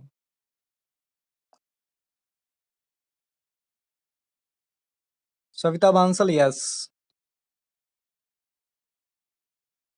ਕੁਐਸਚਨ ਰਿਪੀਟ ਕਰ ਰਿਹਾ, ਅਗਰ ਪ੍ਰਧਾਨ ਮੰਤਰੀ ਦੀ ਅਚਾਨਕ ਉਸ ਦੇ ਕਾਰਜਕਾਲ ਦੇ ਵਿੱਚ ਮੌਤ ਹੋ ਜਾਂਦੀ ਹੈ ਤਾਂ ਕੀ ਉਸ ਦੀ ਮੰਤਰੀ ਪਰਿਸ਼ਦ ਕੰਮ ਕਰ ਸਕਦੀ ਹੈ? ਮੋਸਟਲੀ ਆਨਸਰ ਆਇਆ ਯੈਸ। ਇਸ ਦਾ ਆਨਸਰ ਹੈ ਨੋ। ਉਹ ਕਿਉਂ ਹੈ? ਕਿਉਂਕਿ ਜਦੋਂ ਵੀ ਪ੍ਰਧਾਨ ਮੰਤਰੀ ਕੋਈ ਮਰ ਜਾਂਦਾ ਆਪਣੇ ਕਾਰਜਕਾਲ ਦੇ ਵਿੱਚ ਜਾਂ ਉਹ ਆਪਣਾ ਤਿਆਗ ਪੱਤਰ ਦਿੰਦਾ ਤਾਂ ਪੂਰੀ ਮੰਤਰੀ ਪਰਿਸ਼ਦ ਖੁਦ ਵੀ ਜੇਕਰ ਪ੍ਰਧਾਨ ਮੰਤਰੀ ਤਿਆਗ ਪੱਤਰ ਦਿੰਦਾ ਹੈ ਤਾਂ ਪੂਰੀ ਮੰਤਰੀ ਪਰਿਸ਼ਦ ਖੁਦ ਬ ਖੁਦ ਭੰਗ ਹੋ ਜਾਂਦੀ ਹੈ। ਠੀਕ ਹੈ, ਔਰ ਅਗਰ ਪ੍ਰਧਾਨ ਮੰਤਰੀ ਦੀ ਆਪਣੇ ਕਾਰਜਕਾਲ ਦੇ ਵਿੱਚ ਅਚਨਚੇਤ ਮੌਤ ਹੁੰਦੀ ਹੈ ਤਾਂ ਉਸ ਦਾ ਕੋਈ ਸਪਸ਼ਟ ਉੱਤਰ ਅਧਿਕਾਰੀ ਨਾ ਹੋਵੇ ਤਾਂ ਰਾਸ਼ਟਰਪਤੀ ਆਪਣੇ ਵਿਵੇਕ ਦੇ ਅਨੁਸਾਰ ਕੋਈ ਵੀ ਕਾਰਜਵਾਹਕ ਪ੍ਰਧਾਨ ਮੰਤਰੀ ਦੀ ਨਿਯੁਕਤੀ ਕਰਦਾ ਹੈ। ਉਸ ਦੀ ਨਿਯੁਕਤੀ ਹੋਣ ਤੋਂ ਪਹਿਲਾਂ ਕੋਈ ਵੀ ਮੰਤਰੀ ਪਰਿਸ਼ਦ ਫੈਸਲਾ ਨਹੀਂ ਕਰ ਸਕਦੀ। ਠੀਕ ਹੈ, ਪੂਰੀ ਮੰਤਰੀ ਪਰਿਸ਼ਦ ਪ੍ਰਧਾਨ ਮੰਤਰੀ ਦੀ ਮੌਤ ਦੇ ਸਮੇਂ ਹੀ ਭੰਗ ਹੋ ਜਾਂਦੀ ਹੈ। ਠੀਕ ਹੈ, ਪ੍ਰਧਾਨ ਮੰਤਰੀ ਦੀ ਮੌਤ ਦੇ ਹੋਣ ਤੇ ਜਾਂ ਉਸ ਦੀ ਤਿਆਗ ਪੱਤਰ ਦੇਣ ਤੇ ਪੂਰੀ ਮੰਤਰੀ ਪਰਿਸ਼ਦ ਜੋ ਹੈ ਆਟੋਮੈਟਿਕ ਭੰਗ ਹੋ ਜਾਂਦੀ ਹੈ। ਠੀਕ ਹੈ, ਐਵੇਂ ਨਹੀਂ ਕਿਹਾ ਗਿਆ ਕਿ ਪ੍ਰਧਾਨ ਮੰਤਰੀ ਤਾਰਿਆਂ ਵਿੱਚ ਚਮਕਦਾ ਚੰਦਰਮਾ ਹੈ ਜਾਂ ਪੂਰੀ ਮੰਤਰੀ ਪਰਿਸ਼ਦ ਦਾ ਮਲਾਹ ਹੈ। ਠੀਕ ਹੈ, ਕਸ਼ਤੀ ਦਾ ਮਲਾਹ ਹੈ। ਇਹਦੀ ਐਗਜ਼ਾਮਪਲ ਦਿੰਨਾ, 1984 ਦੇ ਵਿੱਚ ਇੰਦਰਾ ਗਾਂਧੀ ਦੀ ਮੌਤ ਹੋਈ ਤੇ ਰਾਜੀਵ ਗਾਂਧੀ ਦੀ ਵੀ ਮੌਤ ਹੋਈ। ਉਸ ਤੋਂ ਪਹਿਲਾਂ JL ਨਹਿਰੂ, ਜਵਾਹਰ ਲਾਲ ਨਹਿਰੂ ਅਤੇ ਲਾਲ ਬਹਾਦੁਰ ਸ਼ਾਸਤਰੀ ਦੀ ਵੀ ਉਹਨਾਂ ਦੇ ਕਾਰਜਕਾਲ ਦੇ ਵਿੱਚ ਮੌਤ ਹੋਈ। ਠੀਕ ਹੈ, ਉਸ ਸਮੇਂ ਵੀ ਜੋ ਮੰਤਰੀ ਪਰਿਸ਼ਦ ਸੀ ਉਹ ਭੰਗ ਹੋ ਗਈ ਸੀ। ਔਰ ਉਸ ਸਮੇਂ ਦੇ ਰਾਸ਼ਟਰਪਤੀ ਨੇ ਕੀ ਕੀਤਾ ਕਿ ਜਦੋਂ JL ਨਹਿਰੂ ਔਰ ਲਾਲ ਬਹਾਦੁਰ ਸ਼ਾਸਤਰੀ ਦੀ ਮੌਤ ਹੋਈ ਤਾਂ ਇੱਕ ਕਾਰਜਵਾਹਕ ਪ੍ਰਧਾਨ ਮੰਤਰੀ ਚੁਣਿਆ ਗਿਆ, ਉਹਨਾਂ ਦਾ ਨਾਮ ਸੀ ਗੁਲਜ਼ਾਰੀ ਲਾਲ ਨੰਦਾ। ਲੇਕਿਨ ਜਦੋਂ 1984 ਦੇ ਵਿੱਚ ਇੰਦਰਾ ਗਾਂਧੀ ਦੀ ਮੌਤ ਹੋਈ ਤਾਂ ਉਦੋਂ ਰਾਸ਼ਟਰਪਤੀ ਜੋ ਗਿਆਨੀ ਜੈਲ ਸਿੰਘ ਸੀ ਉਹਨਾਂ ਨੇ ਕੀ ਕੀਤਾ ਕਿ ਕਾਰਜਵਾਹਕ ਪ੍ਰਧਾਨ ਮੰਤਰੀ ਦੀ ਜਗ੍ਹਾ ਤੇ ਇੱਕ ਇਹੋ ਜਿਹੇ ਮੈਂਬਰ ਨੂੰ ਪ੍ਰਧਾਨ ਮੰਤਰੀ ਬਣਾਇਆ ਜੋ ਕਾਰਜਵਾਹਕ ਪ੍ਰਧਾਨ ਮੰਤਰੀ ਦੀ ਪ੍ਰਥਾ ਤੋਂ ਉਲਟ ਸੀ। ਮਤਲਬ ਉਹਨਾਂ ਨੇ ਰਾਜੀਵ ਗਾਂਧੀ ਨੂੰ ਪ੍ਰਧਾਨ ਮੰਤਰੀ ਜੋ ਹੈ ਚੁਣਿਆ। ਠੀਕ ਹੈ। ਇੱਕ ਹੋਰ ਵਰਡਿਕਟ ਆਈ ਹੈ 1980 ਦੇ ਵਿੱਚ ਦਿੱਲੀ ਹਾਈ ਕੋਰਟ ਨੇ ਵੀ ਕਿਹਾ ਕਿ ਇੱਕ ਵਿਅਕਤੀ ਪ੍ਰਧਾਨ ਮੰਤਰੀ ਨਿਯੁਕਤ ਹੋਣ ਤੋਂ ਪਹਿਲਾਂ ਲੋਕ ਸਭਾ ਵਿੱਚ ਆਪਣਾ ਬਹੁਮਤ ਸਿੱਧ ਕਰੇ, ਇਹ ਜ਼ਰੂਰੀ ਨਹੀਂ ਹੈ। ਰਾਸ਼ਟਰਪਤੀ ਬਹੁਮਤ ਸਿੱਧ ਕਰਨ ਤੋਂ ਪਹਿਲਾਂ ਵੀ ਕਿਸੇ ਪ੍ਰਧਾਨ ਮੰਤਰੀ ਨੂੰ ਨਿਯੁਕਤ ਕਰ ਸਕਦਾ ਹੈ। ਇਹ ਜ਼ਰੂਰੀ ਨਹੀਂ ਹੈ ਕਿ ਕੋਈ ਪ੍ਰਧਾਨ ਮੰਤਰੀ, ਮੰਨ ਕੇ ਚਲੋ ਕਿਸੇ ਦਲ ਨੂੰ, ਕਿਸੇ ਪਾਰਟੀ ਨੂੰ ਪੂਰਨ ਬਹੁਮਤ ਨਹੀਂ ਮਿਲਿਆ ਜਾਂ ਕਿਸੇ ਗਠਬੰਧਨ ਨੂੰ ਵੀ ਪੂਰਨ ਬਹੁਮਤ ਨਹੀਂ ਮਿਲਿਆ ਹੋਇਆ ਲੋਕ ਸਭਾ ਦੇ ਵਿੱਚ, ਤਾਂ ਕੀ ਹੁੰਦਾ ਹੈ ਕਿ ਰਾਸ਼ਟਰਪਤੀ ਦੇ ਕੋਲ ਆਪਣਾ ਵਿਵੇਕਾਧਿਕਾਰ ਹੁੰਦਾ ਹੈ ਕਿ ਉਹ ਇੱਕ ਇਹੋ ਜਿਹੇ ਬੰਦੇ ਨੂੰ ਪ੍ਰਧਾਨ ਮੰਤਰੀ ਚੁਣੇ ਜਿਸ ਤੋਂ ਉਸ ਨੂੰ ਉਮੀਦ ਹੋਏ ਕਿ ਇਹ ਬੰਦਾ ਜੋ ਹੈ ਪਾਰਲੀਮੈਂਟ ਦੇ ਵਿੱਚ ਬਹੁਮਤ ਸਿੱਧ ਕਰ ਸਕਦਾ ਹੈ। ਤਾਂ ਰਾਸ਼ਟਰਪਤੀ ਕੀ ਕਰਦਾ ਹੈ ਕਿ ਇੱਕ ਇਹੋ ਜਿਹੇ ਬੰਦੇ ਨੂੰ ਚੁਣਦਾ ਹੈ ਕਿ ਤੂੰ ਪ੍ਰਧਾਨ ਮੰਤਰੀ ਬਣ, ਲੇਕਿਨ ਉਸ ਨੂੰ ਪਹਿਲਾਂ ਨਹੀਂ ਕਿਹਾ ਜਾਂਦਾ ਕਿ ਤੂੰ ਪਹਿਲਾਂ ਹੀ ਬਹੁਮਤ ਸਿੱਧ ਕਰ। ਪਹਿਲਾਂ ਉਸ ਨੂੰ ਪ੍ਰਧਾਨ ਮੰਤਰੀ ਚੁਣਿਆ ਜਾਂਦਾ ਹੈ, ਫਿਰ ਉਸ ਨੂੰ ਕੁਝ ਟਾਈਮ ਦਿੱਤਾ ਜਾਂਦਾ ਹੈ ਕਿ ਇਸ ਟਾਈਮ ਦੇ ਵਿੱਚ ਤੂੰ ਬਹੁਮਤ ਸਿੱਧ ਕਰਨਾ ਹੈ। ਠੀਕ ਐਵੇਂ ਹੀ ਸਟੇਟ ਗਵਰਨਮੈਂਟ ਦੇ ਵਿੱਚ ਵੀ ਹੁੰਦਾ ਹੈ ਕਿ ਅਗਰ ਕੋਈ ਚੀਫ ਮਿਨਿਸਟਰ ਬਣ ਰਿਹਾ ਹੈ, ਅਗਰ ਉਸ ਨੂੰ ਪੂਰਨ ਬਹੁਮਤ ਨਹੀਂ ਹੈ ਤਾਂ ਚੀਫ ਮਿਨਿਸਟਰ ਨੂੰ ਵੀ ਪਹਿਲਾਂ ਟਾਈਮ ਦਿੱਤਾ ਜਾਂਦਾ ਹੈ ਬਹੁਮਤ ਸਿੱਧ ਕਰਨ ਲਈ। ਮੇਨਲੀ ਇਹ ਟਾਈਮ ਜੋ ਹੁੰਦਾ ਹੈ 1 ਮੰਥ ਲਈ ਹੁੰਦਾ ਹੈ। ਠੀਕ ਹੈ। ਇਸ ਨੂੰ ਵਧਾਇਆ ਜਾ ਸਕਦਾ ਹੈ ਲੇਕਿਨ ਮੇਨਲੀ 1 ਮੰਥ ਲਈ ਹੁੰਦਾ ਹੈ।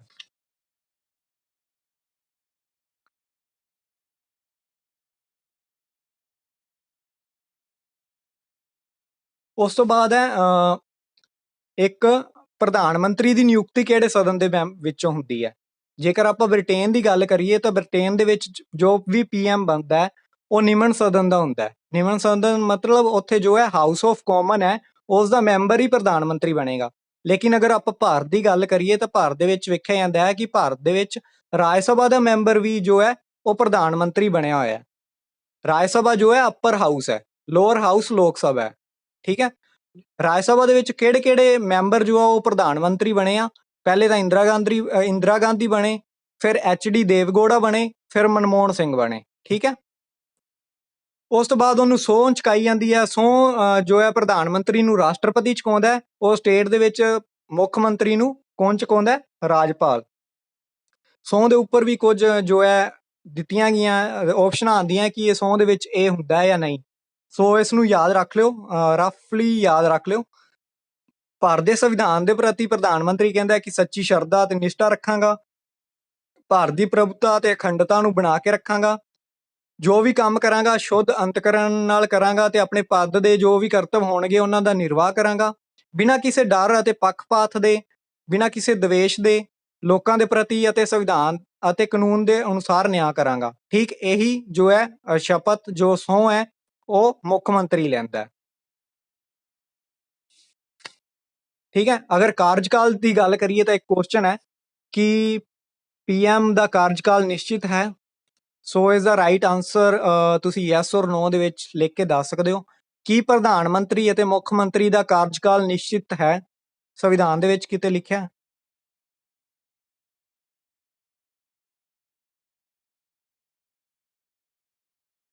ਰੇਨੂ ਬਾਲਾ, ਹਾਂਜੀ, ਅਪਰ ਹਾਊਸ ਰਾਜ ਸਭਾ ਨੂੰ ਹੀ ਕਹਿੰਦੇ ਆ ਆਪਣੇ।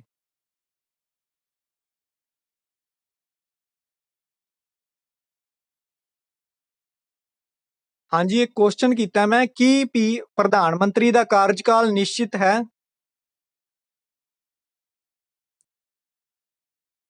5 ਈਅਰ। ਪ੍ਰਾਪਤੀ ਜੈਨ। ਗੀਤਾਂਜਲੀ ਯੈਸ, ਮਨਜੋਤ ਕੌਰ ਨੋ, ਮਨਜਿੰਦਰ ਯੈਸ, ਮਨਜੋਤ ਭਗਤ ਯੈਸ, ਸੇਮ ਆ ਜੀ। ਮਮਤਾ ਗਲੋਤਰਾ ਨਹੀਂ। ਚਲੋ ਜਿਨ੍ਹਾਂ ਦੇ ਆਨਸਰ ਆ ਗਏ ਉਹ ਠੀਕ ਹੈ। ਇਸ ਦਾ ਰਾਈਟ ਆਨਸਰ ਹੈ ਨੋ। ਪ੍ਰਧਾਨ ਮੰਤਰੀ ਦਾ ਕਾਰਜਕਾਲ ਜੋ ਹੈ ਉਹ ਨਿਸ਼ਚਿਤ ਨਹੀਂ ਹੈ। ਇਹ ਪੱਕਾ ਨਹੀਂ ਹੈ ਕਿ ਉਹ ਪ੍ਰਧਾਨ ਮੰਤਰੀ ਕੋਈ ਬਣ ਗਿਆ ਤਾਂ 5 ਸਾਲ ਰਾਜ ਕਰੇਗਾ ਹੀ। ਜਦੋਂ ਤੱਕ ਉਸ ਨੂੰ ਲੋਕ ਸਭਾ ਦੇ ਵਿੱਚ ਬਹੁਮਤ ਹੈ ਉਦੋਂ ਤੱਕ ਹੀ ਉਹ ਆਪਣਾ ਰਾਜ ਜੋ ਹੈ ਕਰ ਸਕਦਾ ਹੈ। ਠੀਕ ਹੈ। ਜੇਕਰ ਲੋਕ ਸਭਾ ਦੇ ਵਿੱਚ ਉਸ ਨੂੰ ਬਹੁਮਤ ਨਹੀਂ ਹੈ, ਇੱਥੇ ਮੈਂ ਲੋਕ ਸਭਾ ਦੀ ਗੱਲ ਕਰ ਰਿਹਾ, ਇਹ ਪੁਆਇੰਟ ਨੋਟ ਕਰਿਓ, ਨਾ ਕਿ ਸੰਸਦ ਦੀ ਗੱਲ ਕਰ ਰਿਹਾ। ਲੋਕ ਸਭਾ ਦੇ ਵਿੱਚ ਅਗਰ ਬਹੁਮਤ ਹੈ ਤਾਂ ਉਹ ਆਪਣਾ ਕਾਰਜਕਾਲ ਪੂਰਾ ਚਲਾ ਸਕਦਾ ਹੈ, ਦੁਬਾਰਾ ਵੀ ਸਰਕਾਰ ਬਣਾ ਸਕਦਾ ਹੈ ਅਗਰ ਉਸ ਨੂੰ ਫਿਰ ਤੋਂ ਬਹੁਮਤ ਮਿਲਦਾ ਹੈ। ਲੇਕਿਨ ਉਹ ਉਸੇ ਕਾਰਜਕਾਲ ਦੇ ਵਿੱਚ ਅਗਰ ਬਹੁਮਤ ਖੋ ਦਿੰਦਾ ਹੈ ਤਾਂ ਉਸ ਨੂੰ ਕੀ ਹੈ, ਤਿਆਗ ਪੱਤਰ ਦੇਣਾ ਪਏਗਾ। ਤਿਆਗ ਪੱਤਰ ਕਿਸ ਨੂੰ ਦਿੰਦਾ ਹੈ? ਰਾਸ਼ਟਰਪਤੀ ਨੂੰ। ਠੀਕ ਹੈ। ਅਗਰ ਉਹ ਤਿਆਗ ਪੱਤਰ ਨਹੀਂ ਦਿੰਦਾ ਰਾਸ਼ਟਰਪਤੀ ਨੂੰ, ਉਸ ਨੂੰ ਲੋਕ ਸਭਾ ਦੇ ਵਿੱਚ ਬਹੁਮਤ ਨਹੀਂ ਹੈ, ਤਾਂ ਰਾਸ਼ਟਰਪਤੀ ਕੀ ਕਰਦਾ, ਉਸ ਨੂੰ ਡਾਇਰੈਕਟ ਬਰਖਾਸਤ ਕਰ ਦਿੰਦਾ ਹੈ। ਠੀਕ ਹੈ। ਹੁਣ ਕਿਹੜੇ ਕਿਹੜੇ ਪ੍ਰਧਾਨ ਮੰਤਰੀ ਰਹੇ ਆ ਜਿਨ੍ਹਾਂ ਨੇ ਆਪਣੇ ਕਾਰਜਕਾਲ ਤੋਂ ਪਹਿਲਾਂ ਹੀ ਤਿਆਗ ਪੱਤਰ ਦਿੱਤਾ ਹੈ? ਉਹ ਹੈ ਵੀਪੀ ਸਿੰਘ 1990 ਦੇ ਵਿੱਚ, ਦੇਵੇ ਗੌੜਾ 1997 ਦੇ ਵਿੱਚ। ਠੀਕ ਹੈ। ਸੀਐਮ ਦਾ ਵੀ ਐਵੇਂ ਕਾਰਜਕਾਲ ਨਿਸ਼ਚਿਤ ਨਹੀਂ ਹੈ, ਉਸ ਨੂੰ ਵਿਧਾਨ ਸਭਾ ਦੇ ਵਿੱਚ ਬਹੁਮਤ ਚਾਹੀਦਾ ਹੈ, ਨਾ ਕਿ ਵਿਧਾਨ ਪਰਿਸ਼ਦ ਦੇ ਵਿੱਚ। ਠੀਕ ਹੈ।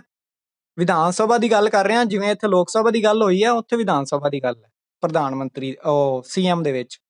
ਔਰ ਵੇਤਨ ਜੋ ਔਰ ਭੱਤੇ ਨੇ ਉਹ ਸੰਸਦ ਦੁਆਰਾ ਪ੍ਰਧਾਨ ਮੰਤਰੀ ਦੇ ਸਮੇਂ-ਸਮੇਂ ਤੇ ਨਿਰਧਾਰਿਤ ਕੀਤੇ ਜਾਂਦੇ ਆ, ਔਰ ਜੋ ਸੀਐਮ ਦੇ ਵੇਤਨ ਅਤੇ ਭੱਤੇ ਨੇ ਉਹ ਰਾਜ ਵਿਧਾਨ ਮੰਡਲ ਦੁਆਰਾ ਨਿਰਧਾਰਿਤ ਕੀਤੇ ਜਾਂਦੇ ਆ। ਠੀਕ ਐਵੇਂ ਹੀ ਜੋ ਪ੍ਰੈਜ਼ੀਡੈਂਟ ਦੇ ਵੇਤਨ ਅਤੇ ਭੱਤੇ ਨੇ ਉਹ ਵੀ ਸੰਸਦ ਦੇ ਦੁਆਰਾ ਹੀ ਨਿਰਧਾਰਿਤ ਸਮੇਂ-ਸਮੇਂ ਤੇ ਕੀਤੇ ਜਾਂਦੇ ਆ, ਲੇਕਿਨ ਉਹਨਾਂ ਨੂੰ ਉਹਨਾਂ ਦੇ ਕਾਰਜਕਾਲ ਦੇ ਵਿੱਚ ਘਟਾਇਆ ਨਹੀਂ ਜਾ ਸਕਦਾ, ਵਧਾਇਆ ਜਾ ਸਕਦਾ।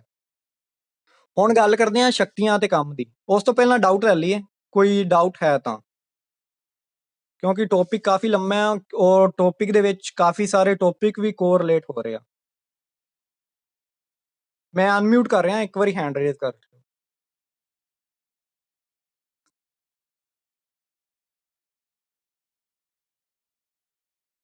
Yes most important question.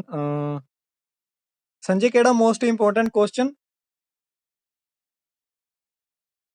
ਜਿਹੜਾ ਤੁਸੀਂ ਦੱਸਿਆ ਹੈ ਨਾ ਕਿ ਸੰਵਿਧਾਨ ਦੇ ਵਿੱਚ ਜਿਹੜਾ ਆਪਣਾ ਕਾਰਜਕਾਲ, ਹਾਂ ਸੰਵਿਧਾਨ ਦੇ ਵਿੱਚ ਵੀ ਨਹੀਂ ਲਿਖਿਆ ਹੋਇਆ ਕਿਤੇ ਕਿ ਪ੍ਰਧਾਨ ਮੰਤਰੀ 5 ਸਾਲ ਹੀ ਰਾਜ ਕਰੇਗਾ।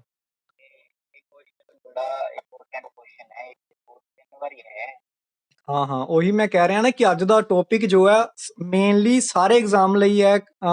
ਜੋ ਵੀ ਨਾਇਬ ਤਹਿਸੀਲਦਾਰ ਦਾ ਕਰ ਰਿਹਾ ਜਾਂ ਪਟਵਾਰੀ ਦਾ ਕਰ ਰਿਹਾ ਜਾਂ ਐਨਟੀਟੀ ਕਰ ਰਿਹਾ, ਈਟੀਟੀ ਦੇ ਵਿੱਚ ਵੀ ਪੋਲਿਟੀ ਪੁੱਛੀ, ਈਟੀਟੀ ਵਿੱਚ ਨਹੀਂ ਪੋਲਿਟੀ ਪੁੱਛੀ ਜਾਂਦੀ ਪੀਟੈਟ ਦੇ ਵਿੱਚ, ਲੇਕਿਨ ਐਨਟੀਟੀ ਦੇ ਵਿੱਚ ਸਪੈਸ਼ਲ ਮੈਂਸ਼ਨ ਹੈ। ਈਟੀਟੀ ਦੇ ਸੈਕਿੰਡ ਪੇਪਰ ਦੇ ਵਿੱਚ ਪੋਲਿਟੀ ਆਉਂਦੀ ਹੈ।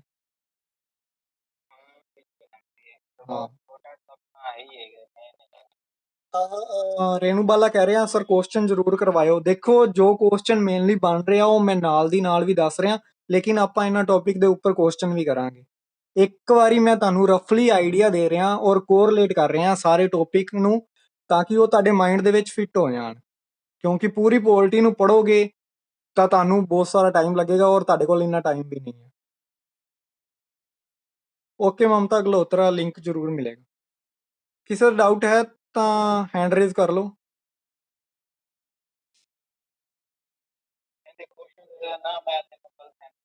ਓਕੇ ਸਵਿਤਾ ਬਾਂਸਲ, ਹਾਂਜੀ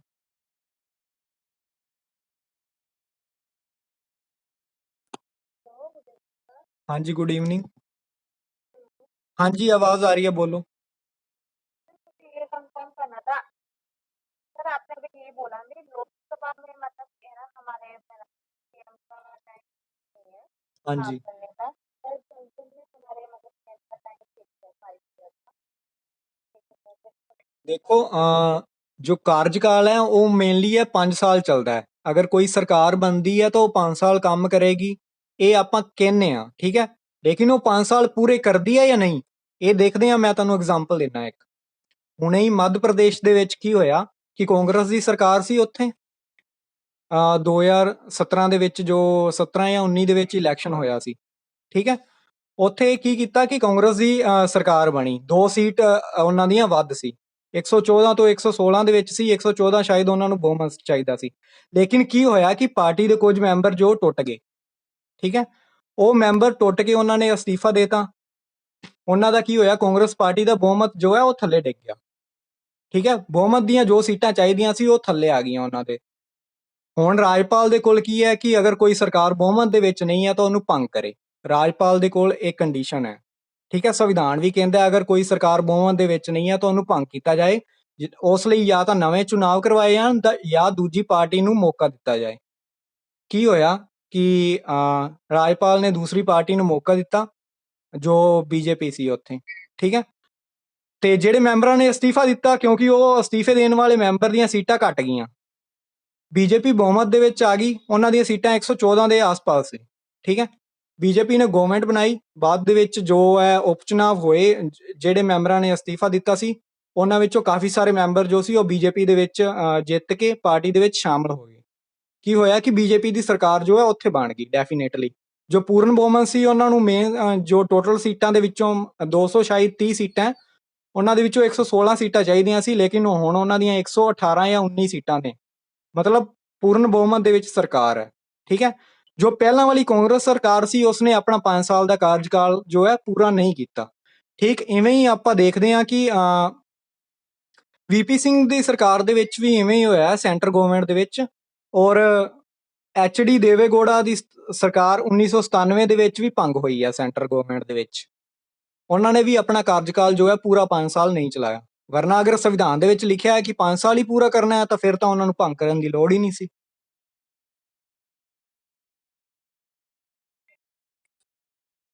ਹਾਂਜੀ, ਕਿਸੇ ਹੋਰ ਦਾ ਡਾਊਟ?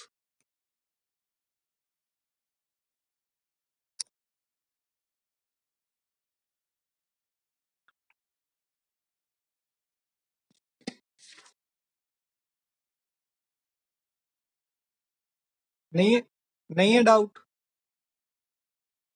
ਓਕੇ, ਕਰਦੇ ਹਾਂ ਅੱਗੇ ਫਿਰ ਸਟਾਰਟ।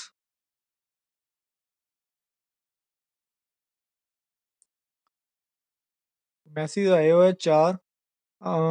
ਸਰ ਪਲੀਜ਼ ਆ PDF ਸੈਂਡ ਕਰ ਦਿਓ।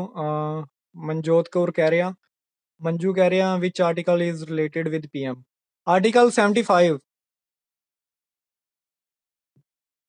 PM ਦੀ ਨਿਯੁਕਤੀ ਨਾਲ ਰਿਲੇਟ ਕਰਦਾ ਹੈ, ਔਰ ਆਰਟੀਕਲ 74 ਵੀ PM ਦੇ ਨਾਲ ਰਿਲੇਟ ਕਰਦਾ ਹੈ। ਇਹ ਕਹਿੰਦਾ ਹੈ ਆਰਟੀਕਲ 74 ਕੀ ਕਹਿੰਦਾ ਹੈ ਕਿ ਰਾਸ਼ਟਰਪਤੀ ਦੀ ਮਦਦ ਲਈ ਅਤੇ ਉਸ ਨੂੰ ਸਲਾਹ ਦੇਣ ਇੱਕ ਮੰਤਰੀ ਪਰਿਸ਼ਦ ਹੋਏਗੀ ਜਿਸ ਦਾ ਪ੍ਰਧਾਨ PM ਹੋਏਗਾ। ਠੀਕ ਹੈ। ਉਹ ਅੱਗੇ ਮੈਂ ਕਰਾਵਾਂਗਾ ਕਿ ਕਿਹੜੇ ਕਿਹੜੇ ਆਰਟੀਕਲ PM ਨਾਲ ਰਿਲੇਟ ਕਰਦੇ ਆ।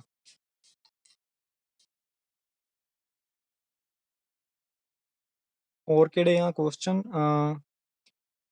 ਸਰ ਰਾਜ ਸਭਾ ਦੇ ਮੈਂਬਰ ਕਿਵੇਂ ਚੁਣੇ ਜਾਂਦੇ ਆ ਤੇ ਕੌਣ ਹੁੰਦੇ ਆ? ਇਹ ਕੁਐਸਚਨ ਆਇਆ ਮਨਜਿੰਦਰ ਸਿੰਘ ਦਾ, ਸਰ ਰਾਜ ਸਭਾ ਦੇ ਮੈਂਬਰ ਕਿਵੇਂ ਚੁਣੇ ਜਾਂਦੇ ਆ ਤੇ ਕੌਣ ਹੁੰਦੇ ਆ? ਦੇਖੋ, ਜਿਹੜੇ ਵੀ ਰਾਜ ਸਭਾ ਦੇ ਮੈਂਬਰ ਹੁੰਦੇ ਆ ਉਹ ਵਿਧਾਨ ਸਭਾ ਦੇ ਮੈਂਬਰਾਂ ਦੇ ਦੁਆਰਾ ਚੁਣੇ ਜਾਂਦੇ ਆ। ਠੀਕ ਹੈ। ਔਰ ਉਹਨਾਂ ਦਾ ਚੁਣਾਵ ਜੋ ਹੁੰਦਾ ਉਹ 6 ਸਾਲ ਲਈ ਹੁੰਦਾ ਹੈ, ਲੇਕਿਨ ਜੋ ਲੋਕ ਸਭਾ ਦੇ ਮੈਂਬਰ ਹੁੰਦੇ ਆ ਉਹਨਾਂ ਦਾ ਚੁਣਾਵ 5 ਸਾਲ ਲਈ ਹੁੰਦਾ। ਇਹ ਯਾਦ ਰੱਖਿਓ। ਜਿਹੜਾ ਲੋਕ ਸਭਾ ਸਦਨ ਹੈ ਉਹ ਭੰਗ ਹੋ ਸਕਦਾ ਹੈ, ਲੇਕਿਨ ਰਾਜ ਸਭਾ ਜੋ ਹੈ ਉਹ ਭੰਗ ਨਹੀਂ ਹੁੰਦਾ। ਲੋਕ ਸਭਾ ਅਸਥਾਈ ਸਦਨ ਹੈ ਔਰ ਰਾਜ ਸਭਾ ਜੋ ਹੈ ਸਥਾਈ ਸਦਨ ਹੈ। ਸਥਾਈ ਇਸ ਕਰਕੇ ਹੈ ਕਿਉਂਕਿ ਉਹ ਕਦੇ ਭੰਗ ਨਹੀਂ ਹੁੰਦਾ। ਠੀਕ ਹੈ। ਉਹਨਾਂ ਦੇ ਮੈਂਬਰ ਜੋ ਆ ਉਹ ਬਣੇ ਹੀ ਰਹਿੰਦੇ ਆ। 1/3 ਮੈਂਬਰ ਜੋ ਆ ਉਹ ਸਿਰਫ 2 ਸਾਲ ਬਾਅਦ ਰਿਟਾਇਰ ਹੁੰਦੇ ਰਹਿੰਦੇ ਆ। ਮਤਲਬ ਬਾਕੀ ਮੈਂਬਰ ਜੋ ਆ ਉਹ ਸੰਸਦ ਦੇ ਮੈਂਬਰ, ਰਾਜ ਸਭਾ ਦੇ ਮੈਂਬਰ ਜੋ ਆ ਰਹਿੰਦੇ ਹੀ ਆ। ਠੀਕ ਹੈ। ਲੋਕ ਸਭਾ ਦੇ ਵਿੱਚ ਕੀ ਹੁੰਦਾ ਕਿ 5 ਸਾਲ ਬਾਅਦ ਚੁਣਾਵ ਹੁੰਦਾ। ਮਤਲਬ 5 ਸਾਲ ਪਹਿਲਾਂ ਜੋ ਚੁਣੇ ਜਾਂਦੇ ਆ ਉਹ ਦੁਬਾਰਾ ਚੁਣ ਕੇ ਆਉਣ ਤਾਂ ਠੀਕ ਹੈ, ਲੇਕਿਨ ਰਾਜ ਸਭਾ ਦੇ ਵਿੱਚ 2 ਸਾਲ ਬਾਅਦ 1/3 ਰਿਟਾਇਰ ਹੁੰਦੇ ਆ।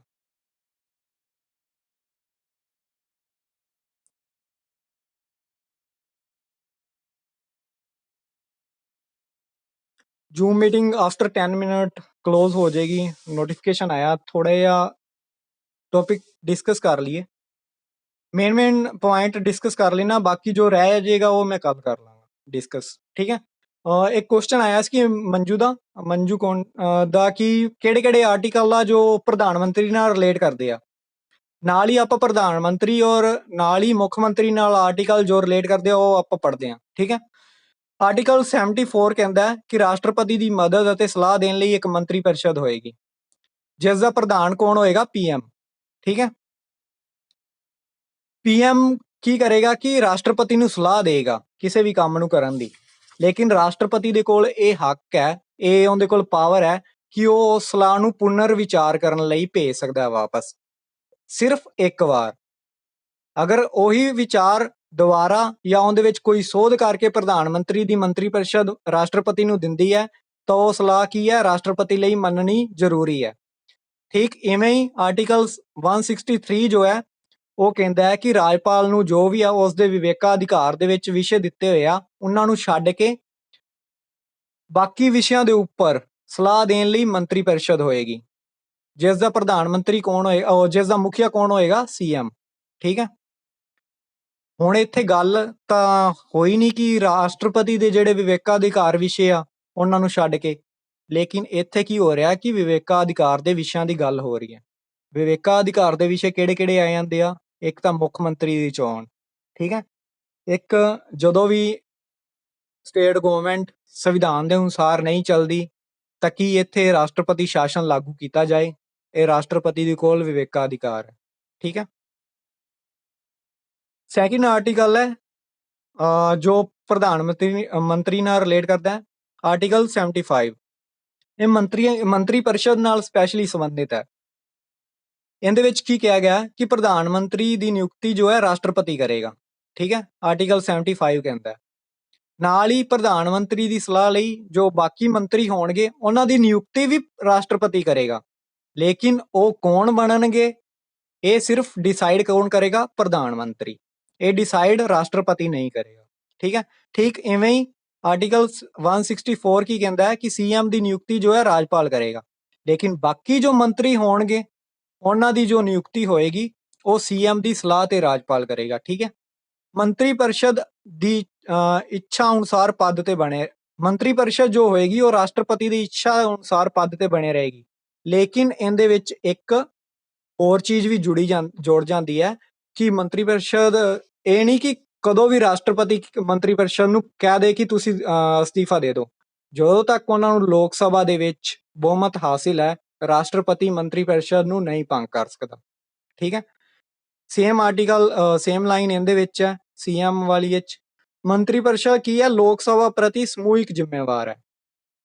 ਰਾਜ ਸਭਾ ਦੇ ਬਾਰੇ ਗੱਲ ਨਹੀਂ ਕਰ ਰਿਹਾ, ਨਾ ਹੀ ਪੂਰੀ ਪਾਰਲੀਮੈਂਟ ਬਾਰੇ ਗੱਲ ਕਰ ਰਿਹਾ। ਕਿਉਂਕਿ ਜੋ ਮੰਤਰੀ ਪਰਿਸ਼ਦ ਹੈ ਲੋਕਾਂ ਦੁਆਰਾ ਚੁਣੇ ਗਏ ਮੈਂਬਰਾਂ ਦੇ ਵਿੱਚੋਂ ਹੀ ਮੰਤਰੀ ਪਰਿਸ਼ਦ ਚੁਣੀ ਜਾਂਦੀ ਹੈ। ਇਸ ਲਈ ਕੀ ਹੈ? ਲੋਕ ਸਭਾ ਦੇ ਪ੍ਰਤੀ ਜ਼ਿੰਮੇਵਾਰ ਹੈ। ਠੀਕ ਹੈ। ਠੀਕ ਐਵੇਂ ਹੀ ਜੋ ਰਾਜ ਦੇ ਵਿੱਚ ਮੰਤਰੀ ਪਰਿਸ਼ਦ ਹੋਏਗੀ ਉਹ ਵਿਧਾਨ ਸਭਾ ਦੇ ਪ੍ਰਤੀ ਜ਼ਿੰਮੇਵਾਰ ਹੋਏਗੀ।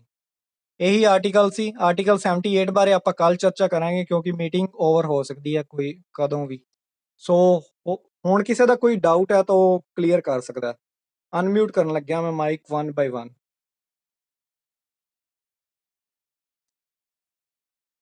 ਕੁਲਦੀਪ ਕੌਰ, ਹਾਂਜੀ ਤੁਹਾਡਾ ਮਾਈਕ ਨਹੀਂ ਸ਼ੋ ਰਿਹਾ ਕੁਲਦੀਪ ਕੌਰ। ਇੰਦੂ ਹੈਂਡ ਰੇਜ਼ ਕੀਤਾ ਹੋਇਆ, ਅਨਮਿਊਟ ਕਰ ਲਓ ਮਾਈਕ। ਹਾਂਜੀ ਏਕਮਦੀਪ। ਐਮਸੀਕਿਊ ਸਵੇਰ ਵਾਲੀ ਮੀਟਿੰਗ ਵਿੱਚ ਕਰਵਾਏ ਸੀ ਔਰ ਇਹਦੇ ਜੋ ਰਿਲੇਟਿਡ ਹੋਣਗੇ ਐਮਸੀਕਿਊ ਉਹ ਕੱਲ ਆਪਾਂ ਕਰਾਂਗੇ ਕਿਉਂਕਿ ਸੰਜੇ ਸਰ ਨੇ ਕਿਹਾ। ਸੰਜੇ ਸਰ ਨੇ ਸਵੇਰ ਲੱਗੀ ਸੀ ਅੱਜ 11 ਵਜੇ, 11 ਜਾਂ 11:30 ਸ਼ਾਇਦ। ਹਾਂਜੀ ਰੇਖਾ ਸ਼ਰਮਾ। ਨੋਟਸ ਦੇਖੋ ਅਗਰ ਤੁਸੀਂ ਹਿੰਦੀ ਜਾਂ ਇੰਗਲਿਸ਼ ਵਿੱਚ ਪੜ੍ਹਦੇ ਆ ਤਾਂ ਤੁਹਾਨੂੰ ਮੈਂ ਬੁੱਕ ਰੈਫਰ ਕਰ ਦਾਂਗਾ, ਵਰਨਾ ਪੰਜਾਬੀ ਵਿੱਚ ਪੜ੍ਹਨੇ ਆ ਤਾਂ ਇਹ ਮਿਲ ਜਾਣਗੇ ਜੋ ਮੈਂ ਬਣਾਏ ਹੋਏ। ਓਕੇ। ਅਗਰ ਕਿਸੇ ਨੇ ਹਿੰਦੀ ਔਰ ਇੰਗਲਿਸ਼ ਵਿੱਚ ਪੜ੍ਹਨੇ ਆ ਤਾਂ ਉਹ ਲక్ష్ਮੀਕਾਂਤ ਬੁੱਕ ਹੈ, ਉਹਨੂੰ ਰੈਫਰ ਕਰ ਸਕਦਾ। ਐਮ ਲక్ష్ਮੀਕਾਂਤ।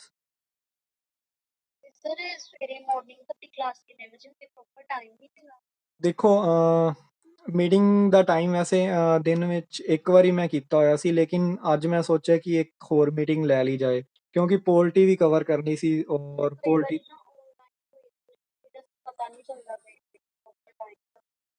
ਕਨਫਰਮ ਨਹੀਂ ਹੈ ਹਜੇ ਕੋਈ ਵੀ ਮੀਟਿੰਗ ਦਾ ਟਾਈਮ। 1 ਘੰਟਾ ਪਹਿਲਾਂ ਮੈਂ ਗਰੁੱਪ ਦੇ ਵਿੱਚ ਮੈਸੇਜ ਕਰ ਦਿੰਦਾ ਕਿ ਮੀਟਿੰਗ ਇਸ ਟਾਈਮ ਹੋਏਗੀ। ਅੱਜ ਤਾਂ ਜੋ ਹੋਣ ਵਾਲੀ ਮੀਟਿੰਗ ਸੀ ਮੈਂ 2 ਘੰਟੇ ਸ਼ਾਇਦ ਪਹਿਲਾਂ ਮੈਸੇਜ ਕਰਤਾ ਸੀ ਕਿ 8:30 ਵਜੇ। ਹਾਂਜੀ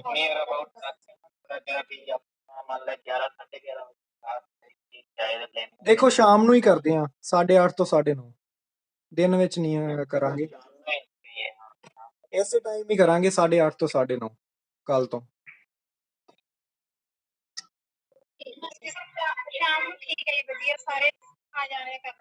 ਹਾਂਜੀ ਅੱਜ ਕਿਉਂਕਿ ਮੈਂਬਰ ਵੀ ਕਾਫੀ ਹੁਣ ਜੁੜੇ ਸੀ 80+ ਹੋ ਗਏ ਸੀ, ਸੋ ਦੇਖਦੇ ਆ ਇਹੀ ਟਾਈਮ ਸਹੀ ਆ। 1 ਮਿੰਟ 1 by 1 ਬਾਕੀ ਪੁੱਛ ਰਿਹਾ ਜਿਨ੍ਹਾਂ ਨੇ ਹੈਂਡ ਰੇਜ਼ ਕੀਤਾ ਹੋਇਆ ਉਹਨਾਂ ਨੂੰ ਪੁੱਛ ਲੈਣ ਤੋਂ ਪਹਿਲੇ। ਹਾਂਜੀ ਹੋਰ ਕਿਸੇ ਦਾ? ਇੰਦੂ, ਹਾਂਜੀ ਇੰਦੂ ਅਨਮਿਊਟ ਨਹੀਂ ਕਰ ਰਿਹਾ। ਔਰ ਜੀਵਨ ਜੋਤ, ਹਾਂਜੀ ਹਾਂਜੀ ਜੀਵਨ ਜੋਤ। ਹਾਂਜੀ ਰਿਕਾਰਡ ਹੋਈ ਹੈ, ਕਲਾਸ ਮਿਲ ਜਾਏਗੀ। ਰਿਕਾਰਡ ਹੋਈ ਹੈ, ਕਲਾਸ ਮਿਲ ਜਾਏਗੀ ਤੁਹਾਨੂੰ।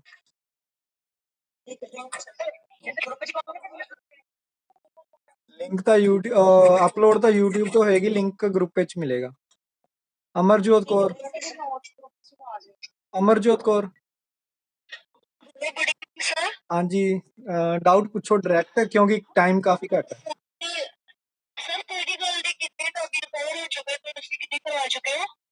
ਪੋਲੀਟੀਕਲ ਦੇ ਪੋਲੀਟੀਕਲ ਪੁੱਛ ਰਹੇ ਹੋ ਨਾ? ਹਾਂਜੀ ਹਾਂਜੀ ਸਰ, ਫਸਟ ਟਾਈਮ ਕਲਾਸ ਆ ਪੋਲੀਟੀਕਲ ਦੀ।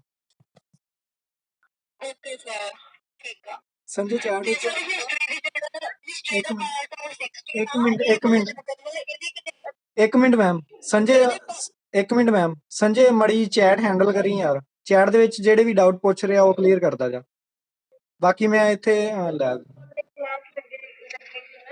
ਮਾਰਨਿੰਗ ਕਲਾਸ ਨਹੀਂ ਲੱਗੇਗੀ, ਇਹੀ ਟਾਈਮ ਕਲਾਸ ਲੱਗੇਗੀ ਇੱਕ ਵਾਰ, ਇੱਕ ਟਾਈਮ 8:30 ਤੋਂ। ਹਾਂਜੀ ਅੱਜ ਲੱਗੀ ਸੀ, ਉਹ ਵੀ ਅਪਲੋਡ ਹੋਏਗੀ, ਉਹ ਵੀ ਵੀਡੀਓ ਅਪਲੋਡ ਹੋਏਗੀ, ਲਿੰਕ ਮਿਲ ਜਾਏਗਾ। ਓਕੇ, ਹੋਰ ਕਿਸੇ ਦਾ ਕੋਈ ਡਾਊਟ? ਹਾਂਜੀ ਕੌਣ? 13K9JO, ਹਾਂਜੀ ਆਈ, ਹਾਂਜੀ ਬੋਲੋ, ਆਵਾਜ਼ ਆ ਰਹੀ ਹੈ, ਬੋਲੋ। ਕਿਸੇ ਹੋਰ ਦਾ ਡਾਊਟ ਹੈ ਤਾਂ ਹਾਂਜੀ ਬੋਲੋ।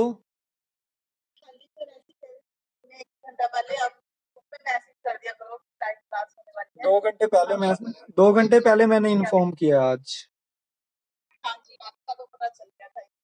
हाँ डेली ऐसे ही होता है ना, 1 घंटा या 2 घंटे पहले मैं इन्फॉर्म कर देता हूँ।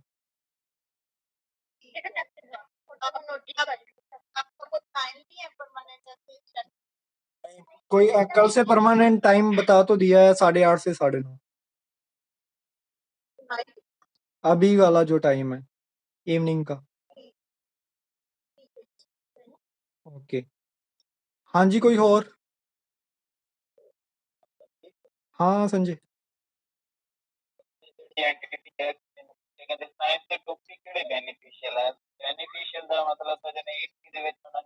ਦੇਖੋ ਸਾਇੰਸ ਦੇ ਵਿੱਚ ਬੇਸਿਕਲੀ ਥੋੜੀ ਫਿਜ਼ਿਕਸ ਪੜ੍ਹ ਲਓ, ਕੈਮਿਸਟਰੀ ਨਾ ਪੜੋ, ਸਮਝ ਨਹੀਂ ਆਏਗੀ ਕਿਉਂਕਿ ਉੱਪਰੋਂ ਹੀ ਲੰਘੇਗੀ। और हाँ फिजिक्स और बायो पढ़ लो, केमिस्ट्री ना पढ़ो। 9th और 10th ਤੁਸੀਂ ਪੜ੍ਹ ਸਕਦੇ ਹੋ ਬੁੱਕਸ ਸਾਇੰਸ ਦੀਆਂ, ਅਗਰ ਪੜ੍ਹਨੀਆਂ ਤਾਂ। ਔਰ ਅਗਰ ਤੁਸੀਂ ਵੀਡੀਓ ਦੇਖਣੀ ਹੈ ਸਾਇੰਸ ਰਿਲੇਟਿਡ, 2 ਅਪਲੋਡਡ ਹਾਂ ਮੇਰੇ YouTube ਚੈਨਲ ਤੇ। ਬਾਕੀ ਦੇਖਦਾ ਕਿ ਮੈਂ MCQ ਡਾਇਰੈਕਟ ਉੱਥੇ ਹੀ YouTube ਤੇ ਵੀਡੀਓ ਪਾਵਾਂ, ਜੋ ਉਹਨਾਂ ਦਾ ਜ਼ੂਮ ਸੈਸ਼ਨ ਨਾ ਲਿਆ ਜਾਏ। ਹਾਂਜੀ ਕਿਸੇ ਹੋਰ ਦਾ ਕੋਈ ਡਾਊਟ?